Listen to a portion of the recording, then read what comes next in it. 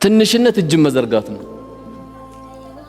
እንጂ የምትሰራው ስራ አዲስ ቴክኒክ አውጥቼ በአላህ እገዛ ትልቅ መሆን አለብኝ ሀብታም መሆን አለብኝ ቢል ችግር የለውም። ግን በአላህ እገዛ ለገንዘብማ ቃሩንም ሰጦትም የተናገረው ቆሻሻ ንግግር ነበረ። እኔ ይሄን ገንዘብ እኮ አላህ የሰጠኝ ስለሚገባኝ ነው አለ።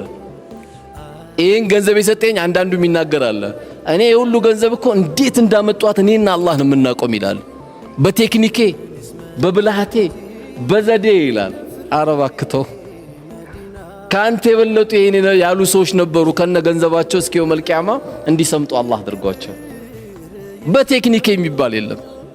ሁሉም ነገር ያለው ላ ሐውለ ወላ ቁወተ ኢላ ቢላህ።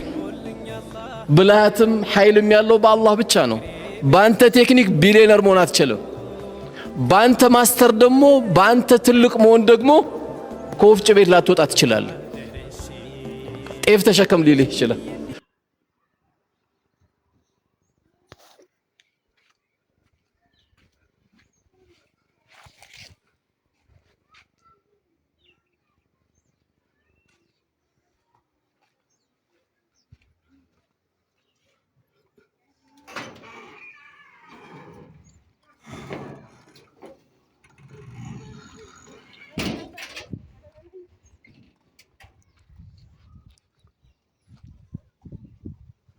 Io non ti voglio